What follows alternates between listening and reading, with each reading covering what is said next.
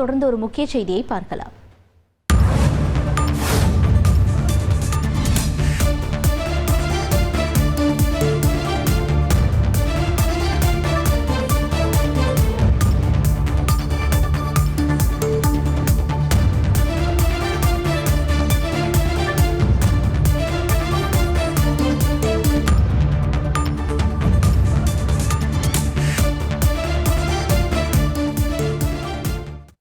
தமிழக வெற்றிக் கழகத்தின் கூட்டணி தொடர்பாக டிசம்பர் மாதத்திற்கு பின்னரே முடிவெடுக்கப்படும் என தகவல் வெளியாகி இருக்கிறது.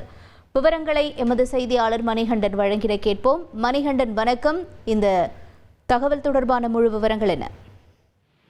வணக்கம். 2026 சட்டமன்ற தேர்தலுக்கான கூட்டணி கணக்குகளை அனைத்து கட்சிகளுமே துவங்கி இருக்கிறது. ஒருபுறம் திமுக கூட்டணி கட்சிகள் குறித்த கருத்தை நேற்று முதல்வர் தனியார் நாளிதழுக்கு பேட்டியின் மூலமாக தெரிவித்திருக்கிறார். மற்றொரு புறம் அதிமுக, பாஜக என இருமுனை கூட்டணிகள் உறுதி செய்யப்பட்டிருக்கிறது.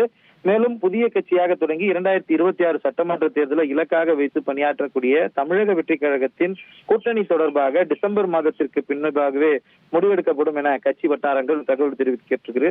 முக்கியமாக கட்சியுடைய இன்ஃப்ராஸ்ட்ரக்சரை டெவலப் பண்ணும், அதாவது கட்சியுடைய மேம்பாட்டு பணிகள்ல கவனம் செலுத்த இருப்பதாகவும், மக்கள் சந்திப்பு, பூத் கமிட்டி கருத்தரங்கள் நடத்துவது உள்ளிட்ட பணிகளை மும்முரமாக கட்சியின் சார்பில் எடுக்க இருப்பதாகவும், அதற்கு பிறகாக அதாவது கட்சியின் உட்கட்டமைப்பை வலுப்படுத்தியதற்கு பிறகாக உறுப்பினர்கள் சேர்க்கை, மாவட்ட வாரியாக மக்கள் பிரச்சனையை கையில் எடுக்க வேண்டும் ஆகியவற்றில் கவனம் செலுத்தியதற்கு பிறகு இந்த ஆண்டினுடைய இறுதியில, அதாவது டிசம்பர் மாதம் காலத்துல கட்சி கூட்டணி குறித்தும் அதே போல தனித்து நிற்பது என்ற முடிவுகள் குறித்து முடிவெடுக்க இருப்பதாக கட்சியுடைய வட்டாரங்கள் தெரிவித்திருக்கிறது.